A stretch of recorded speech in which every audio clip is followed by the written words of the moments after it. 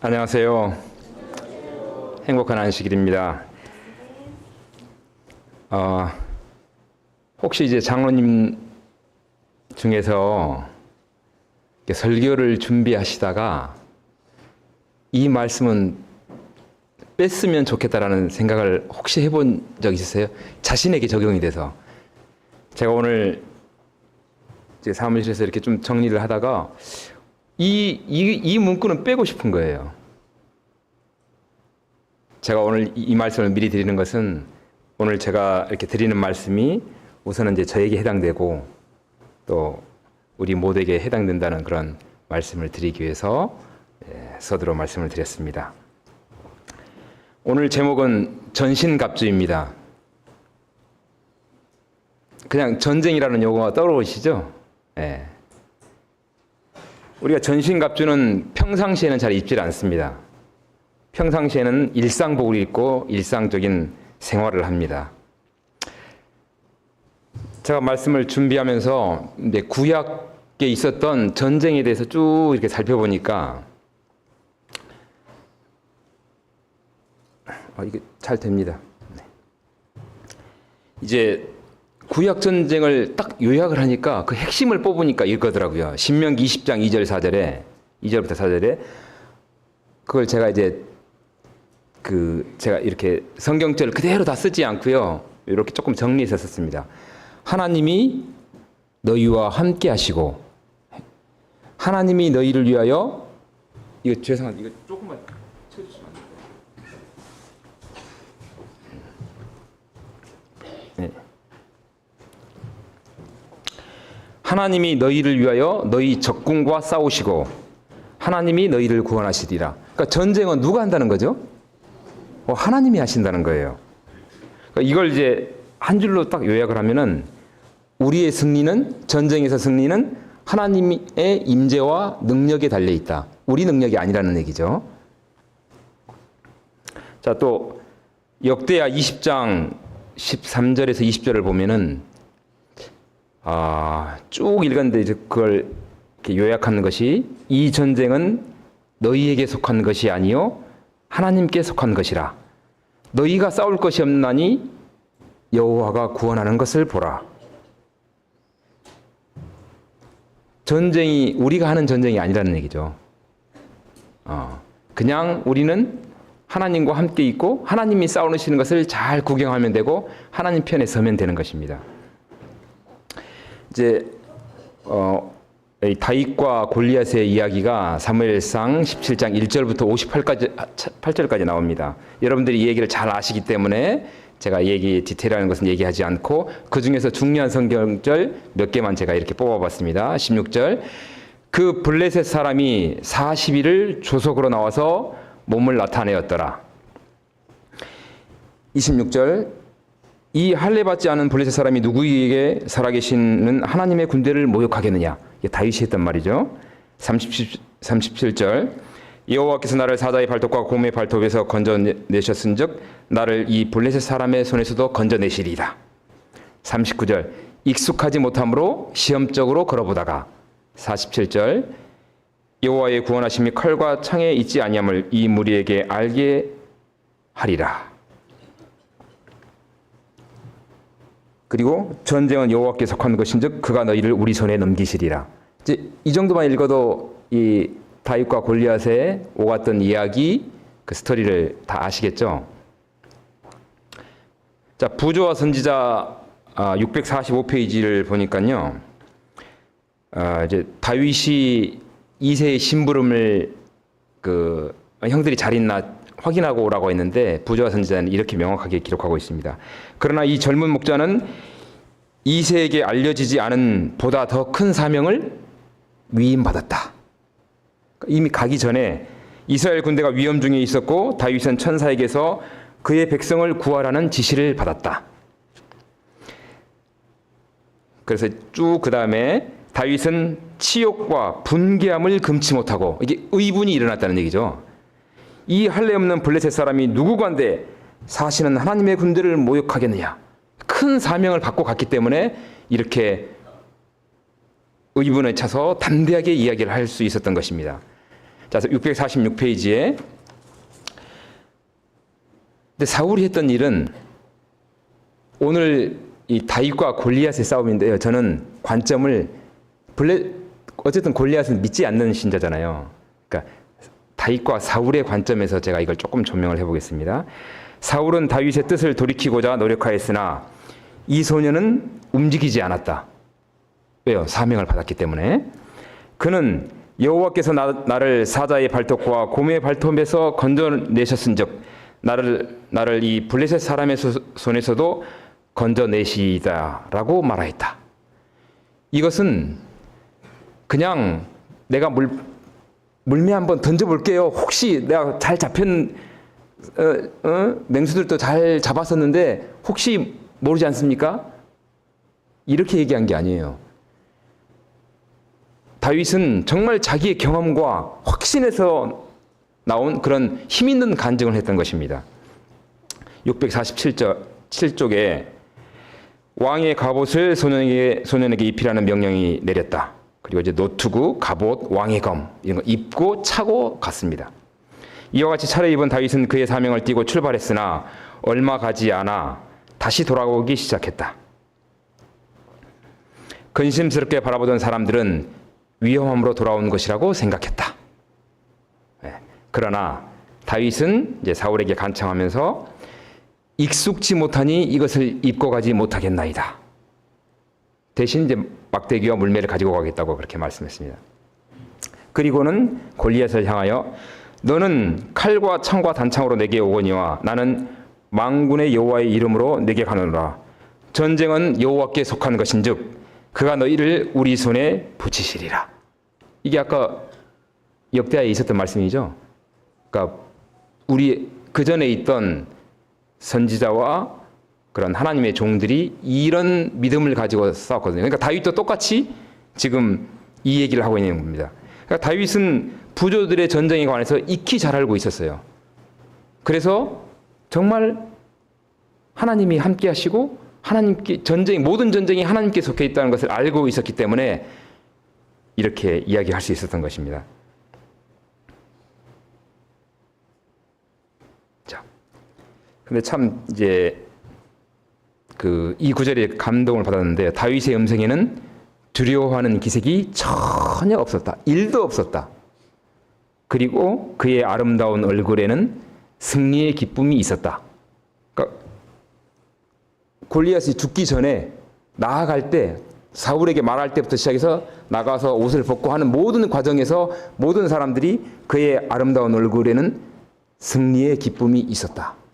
이미 전쟁에서 승리하고 간 거예요. 마음으로는 이미 승리를 했다는 얘기입니다.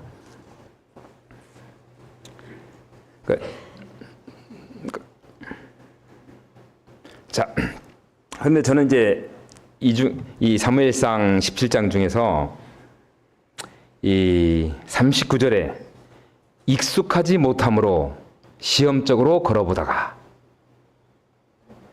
그러니까 사울의 갑옷이 얼마나 좋았겠어요. 왕의 갑옷인데 요즘으로 얘기하면 아주 짱이었어요. 정말 가볍고 정말 웬만해 가지고는 뚫지 못하는, 상처가 안 나는 그런 멋진 갑옷이었단 말입니다. 그런데 다윗은 그 갑옷이 익숙하지 않았다는 거예요. 자기한테 안 맞는 갑옷이라는 얘기죠.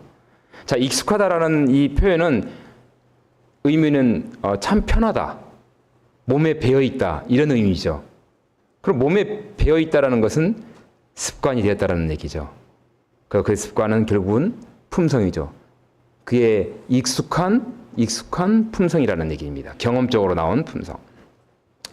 자, 그래서 사울의 갑옷은 다윗의 갑옷이 결코 될 수가 없었습니다. 그러므로 오늘 이제 제목에 맞게 남의 갑옷은 내 전신갑주가 절대 될 수 없다는 것이죠.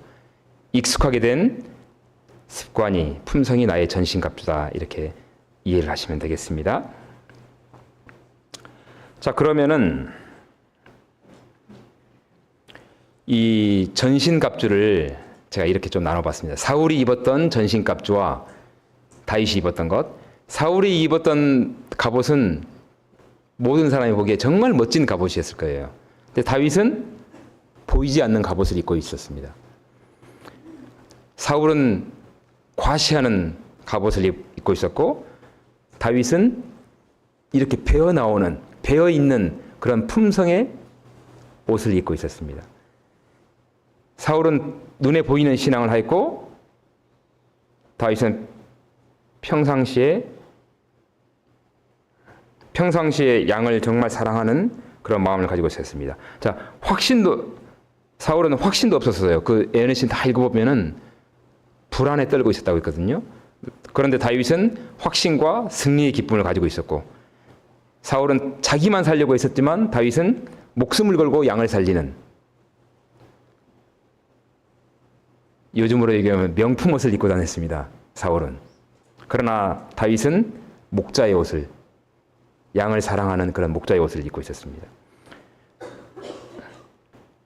사울의 반응은 놀라고 두려워했었고 다윗은 찬송하며 나아갔습니다. 자, 그러면은 이 얘기를 쭉 썼는데요. 다윗의 전신갑주는 무엇이었을까? 제가 이제 애안의신을 연구하면서 다윗의 전신갑주는 예수님과 같은 품성이었다. 품성의 옷을 입고 있었습니다. 그래서 그 품성에 나타난 것들이 용기, 인내, 양을 사랑하는 마음, 담대함, 신뢰, 이런 전신갑주를 입고 있었습니다. 자, 오늘의 이제 주제 성경절로 가보겠습니다. 에베소서 6장 10절에서 20절입니다. 그 중에서 제가 딱 필요한 말씀만, 필요한 구절들만 제가 코테이션을 해왔습니다. 자, 너희가 주 안에서와 그 힘의 능력으로 강건하여지고. 자, 먼저 우리가 강건해져야만이, 튼튼해져야만이, 위로부터 능력을 받아야만이 전신갑주를 입을 수 있습니다. 안 그러면 전신갑주가 거치성스러운 것이 돼요. 자, 그렇게 위로부터 능력을 받고 마귀의 간계를 능히 대적하기 위하여 하나님의 전신갑주를 입어라. 그 다음에 우리의 싸움은 악의 영들을 상대함이라. 서서 진리로 너희 허리띠를 띠고 의의 호심경을 붙이고 평안의 복음이 준비한 것으로 신을 신고 모든 것 위에 믿음의 방패를 가지고 악한 자의 불화살을 소멸하고 구원의 투구와 성령의 검 곧 하나님의 말씀을 가지라. 우리가 누구하고 싸운다고 했나요? 우리의 싸움은, 우리의 전쟁은 악의 영들. 다시 하면 우리가 사단과 싸우는 거예요. 사단과 그의 천사들, 악한 천사들과 싸우는 것입니다. 근데 우리가 실제로 사단과 싸워보신 분 있으신가요? 네. 뭐 간혹 그런 얘기를 제가 어렸을 때는 들었습니다. 귀신이 나타나가지고 뭐 이렇게 했다. 그것은 이제 극히 특별한 케이스이고, 우리가 사단과 직접 싸우진 않죠. 누구하고 싸우죠? 사단의 대리자들과 싸웁니다. 정말 제가 이 말씀을 쭉 연구하면서 내가 사단의 대리자가 되어서는 안 되겠다. 우리가 그렇게 될 수가 있습니다.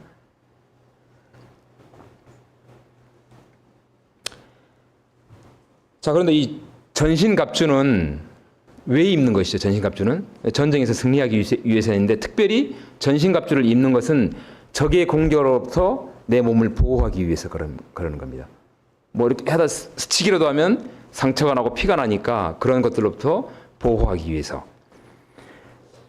그런데 이제 에베소서 6장 10절 후반부에 가면은 전신갑주를 입으라 쭉 해놓고 모든 것 위에 믿음의 방패를 가지고, 그 다음에 구원의 투구와 성령의 검을 가지라, 이렇게 말씀했습니다. 그래서 이 전쟁에서 가장 중요한 것은 뭐 전신갑주는 기본으로 입어야 되고요.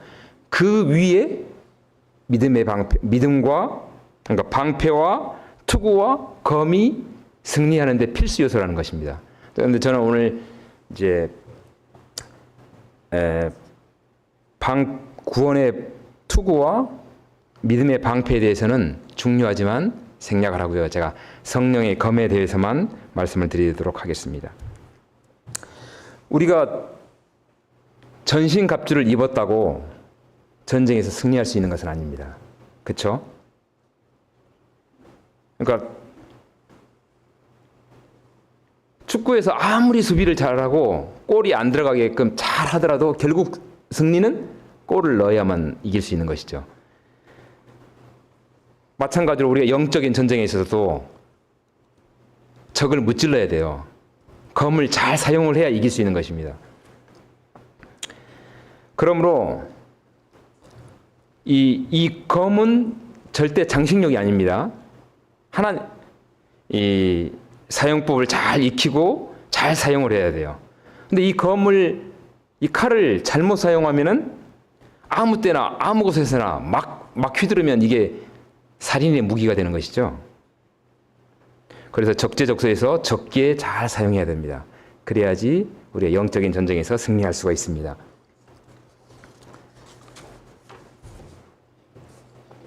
자, 17절에 성령의 검, 곧 하나님의 말씀을 가지라. 이제 이 검이 무엇인지 여기에 명확하게 나오죠. 성령의 검, 곧 하나님의 말씀이라. 가지라. 그러니까 검은 뭐라는 얘기죠? 말씀이라는 얘기죠. 그게 계시록 12장 16절에 보면 회개하지 아니하면 내 입의 검으로 그들과 싸우리라. 입에 무슨 검이 있나요? 혀죠. 내 입의 말로 그들과 싸우리라. 19장 15절, 계시록 19장 15절에는 그의 입에서 예리한 검이 나오니. 자, 그 말씀이 결국은 그의 입에서 예리한 말씀이 나오니. 그렇게 해석이 되는 게 맞죠? 이게 성경적인 해석입니다. 이 에베소서 6장 17절에 명확하게 성령의 검, 그것은 곧 하나님의 말씀이다. 그렇게 나와 있죠. 자, 그런데 이제 이게 검이 분명히 말씀이라고 했습니다. 우리 입에서 나온 말이에요, 검이. 검을 잘못 사용하는 경우가 있습니다. 자, 마태복음 26장 52절, 검을 도로 집에 꽂으라.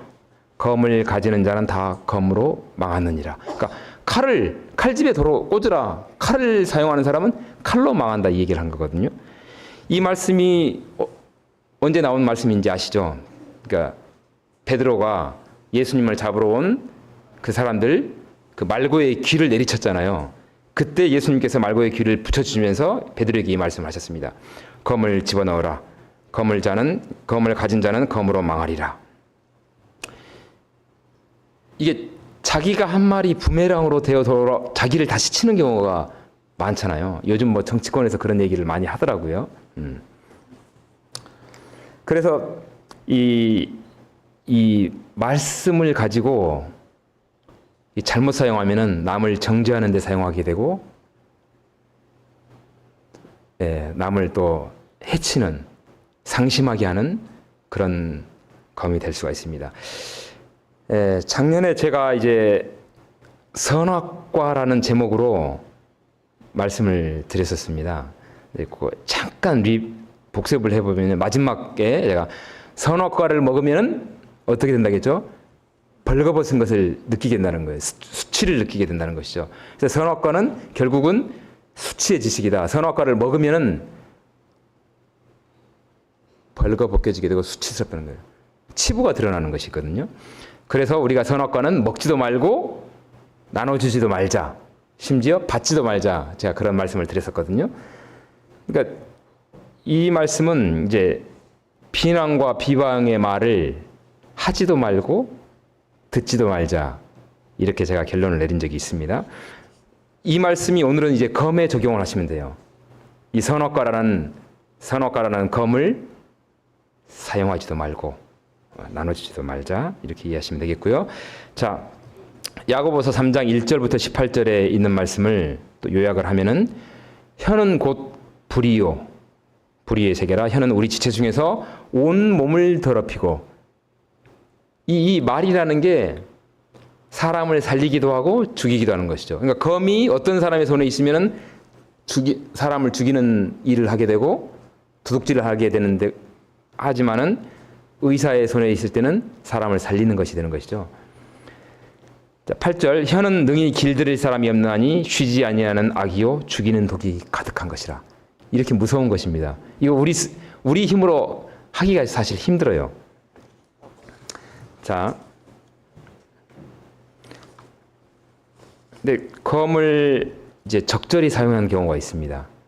그러니까 말씀을 적절히 사용한 예가 이제 대표적인 분이 예수님이시죠. 예수님께서 광야에서 시험 받으셨을 때, 그 사단과의 전쟁을 겪으신 것이죠. 그때 예수님께서 기록되었을 때라는 말씀으로 이기셨죠. 그 제가 이 말씀을 이제 이렇게 생각을 하면서, 검도 어떻게 보면은 우리가 막 사용하는 것이 아니고 어떨 때는 수비 역할도 하는구나. 공격해 올 때 이 검을 적절하게 사용을 하면은 잘 방어하는 그런 역할도 하는 것이구나. 그렇게 제가 생각을 하게 되었고요. 자, 히브리서 4장 12절. 하나님의 말씀은 살아있고 활력이 있어 좌우의 날선 어떤 검보다도 예리하여 혼과 영과 및 관절과 골수를 찔러 쪼개기까지 하며 또 마음의 생각과 뜻을 판단하나니 감찰하나니. 자, 그래서 이 하나님의 말씀, 이 검은 자기 자신을 정결하게 하고 순결하게 하고 자신의 품성을 변화시키는데 적절하게 잘 사용하라는 말씀입니다.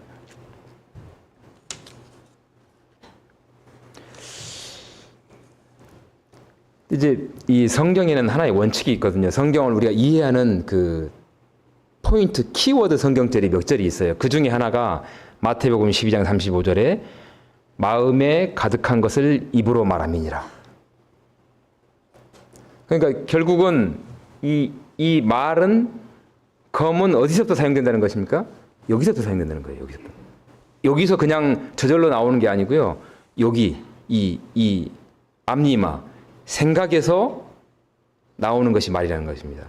그러니까 검을 잘 사용하라는 말은 어떻게 보면 생각을 잘하라고 그렇게 이해할 수도 있겠죠. 자, 요한복음 1장 1절에 태초에 말씀이 계시니라. 이 말씀이 하나님과 함께 계셨으니 이 말씀은 곧 하나님이시니라. 자, 이걸 이제 정리를 하면요.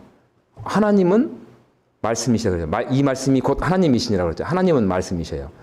근데 아까 그 전 성경절에 마음은 이제 생각이죠, 생각. 그러니까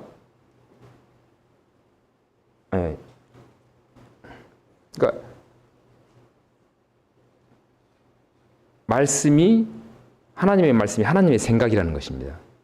자, 이제 그러니까 하나님께서 말씀으로 천지를 창조하셨잖아요. 우리가 다르게 표현을 하면 하나님의 마음으로 창조하셨다. 하나님의 생각으로 창조하셨다. 그렇게 표현할 수 있겠죠. 자, 이게 무슨 말이냐면 하나님께서 창조하실 때 꽃이 피어라 이렇게 말씀하셨잖아요.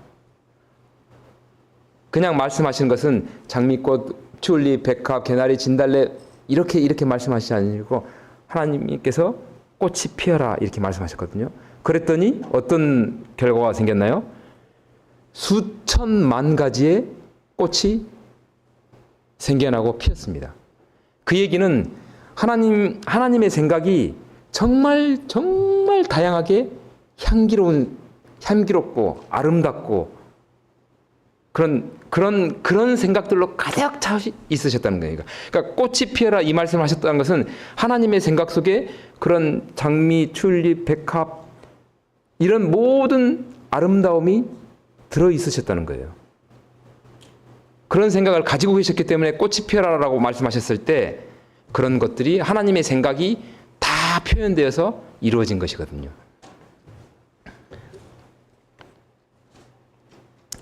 자, 그러면 이 관점에서 본다면은 우리가 사울이 이제 칼을 활용을 했잖아요. 칼을 썼잖아요. 사울의 칼. 근데 사울은 다윗에게 그랬어요. 네가 가서 저 블레셋 사람과 싸울 수 없으니 너는 소년이요 그는 어려서부터 용사임이니라. 맞죠?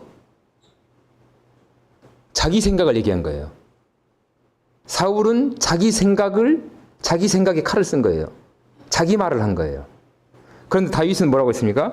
나는 만군의 여호와의 이름으로 내게 가노라. 전쟁은 여호와께서 관 것인즉 그가 너희를 우리 손에 붙이시리라. 다윗은 무슨 말을 했어요? 하나님의 말씀을 한 거예요. 하나님의 생각을, 하나님의 말씀을 표현한 것입니다.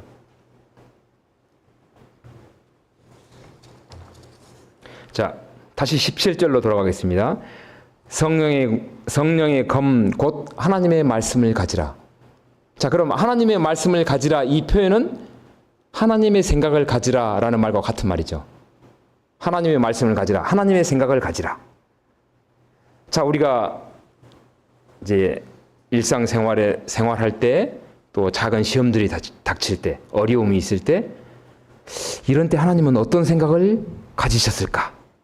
이게 우리가 검을, 이 전쟁에서 검이 있어야 제가 승리한다고 했잖아요. 방어만 해가지고는 승리할 수가 없거든요. 검을 잘 사용을 해야 승리할 수 있습니다. 근데 이럴 때 하나님은 어떤 생각을 가지셨을까? 하나님의 검은 뭘까? 자, 예수님이라면 어떤 생각으로, 어떤 마음으로 말씀하시고 행동하셨을까? 이렇게 하면 우리가 작은 시험에서 다 승리할 수 있겠죠? 자, 그 생각이라는 것은 우리가 창조해낼 수가 없습니다. 생각은 외부로부터 오는 것이거든요. 하나님께서 생각을 주시기도 하고 사탄이 생각을 주기도 합니다. 그렇기 때문에 우리가 하나님의 말씀을 많이 묵상하면은 하나님께서 하나님의 생각을 우리에게 주셔요. 그러면 우리가 사단과의 대쟁투에서 승리할 수가 있습니다. 우리 이제 2024년 선교부에서도 이 말씀 묵상을 이제 강조하는데 이런 이유에서입니다. 우리가 하나님의 말씀을 많이 묵상을 하면은 하나님의 생각을 우리가 이제 꿰뚫고 있는 거예요. 아, 그래서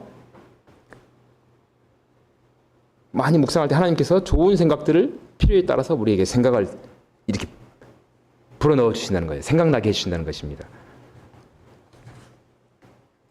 자, 그러면은 우리가 이제 전쟁을 한다고 했잖아요. 전쟁, 영과의 전쟁. 그 전쟁은 이제 여러분도 잘 아시다시피 대쟁투잖아요. 한마디로 표현하면 대쟁투. 하나님과 사단 사이에 있는 큰 전쟁. 자, 이게 선악간의 투쟁이죠. 이때 이제 우리는 아까 우리가 싸우는 게 아니라고 했잖아요. 우리가 어느 편에 서느냐. 우리의 의지를 가지고 어느 편을 선택하느냐. 이게 우리가 대쟁투에서 승리할 수 있느냐 없느냐에 그걸 결정하는 것입니다. 이게 왜 위에는 안 나오죠? 자, 교회 증언 3권 106페이지에는 자아와의 싸움은 일찍이 싸워본 것 중 가장 위대한 싸움이다. 하나님의 뜻에 자아를 복종시키고 모든 것을 굴복시키며 겸손으로 옷 입고 순결하고 평화롭고 쉽게 간청을 받아들이는 사랑을 소유하고 온유와 선한 열매로 충만하게 되는 것은 쉽게 달성되는 일이 아니다. 그럼에도 불구하고 여기에서 온전한 승리자가 되는 것은 그의 특권이며 그의 의무이다. 지식과 참된 거룩함 가운데서 새롭게 되기 전에 영혼은 하나님께 굴복되어야 한다. 그리스도의 거룩한 생애와 성품은 충성스러운 모본이다. 자, 그러면 우리가 하나님과 사단 사이에 대쟁투를 하는데 그 중에서 정말 중요한 부분, 어떻게 보면 대쟁투의 8, 90%를 차지한다고 해도 과언이 아닌 자아와의 투쟁입니다. 그죠? 그래서 여러분도 잘 아시겠지만 연애신 읽어보면 자신과의 투쟁에서 이 자아와의 투쟁에서 승리하는 거, 자아를 굴복시키고 의지를 굴복시키고 이런 말씀이 참 많이 나오거든요. 그런데 이 자아와의 투쟁에서도 이 역대하 20장 17절이 적용돼야 되겠죠. 너희가 싸울 것이 없나니 여호와가 구원하는 것을 보라. 내가 싸우는 자아의 전쟁에서도 내가 싸우는 것이 아니고 하나님이 싸우신다는 것입니다. 그래서 우리는 우리의 의지를, 우리의 선택을 하나님의 뜻에 맡기고 하나님의 뜻에 우리의 의지를 굴복하기만 하면 하나님이 싸우기 때문에 승리할 수밖에 없다는 것입니다. 자, 그러므로 우리가 할 수 있는 것은 하나님이 싸우실 수 있도록 우리의 마음을 비고 우리의 의지는 이제 정로기단에 보면 다 선택력, 결정력이라고 나오거든요. 그러니까 우리가 매 순간 하나님을 선택을 하면 하나님의 생각 주세요. 하나님은 어떻게 하시겠습니까? 이럴 때 예수님은 어떻게 하시겠습니까? 이런 마음을 가지고 하면은 우리가 하나님의 생각이 가득 차서 사단의 공격으로부터 승리할 수가 있습니다. 자, 제가 오늘 드린 말씀을 요약을 하면은, 자, 전신갑주를 입고, 이건 기본입니다. 자, 검을 잘 활용하자. 그래야 꼭 우리가 승리할 수 있습니다. 그죠? 검을 잘 활용을 해야 됩니다. 마구 휘두르면 안 되죠. 자, 선악과의 검은 사용하지 말자. 비난하고 남을 비방하고 헐뜯고 하는 이런 검은 사용하지 말자. 그런데 이런 것들을 하지 않으려면은 마음을 하나님의 말씀으로 가득 채우자. 자, 그리고 마지막으로 우리의 의지를 굴복함으로 하나님께서 싸우시도록 하자.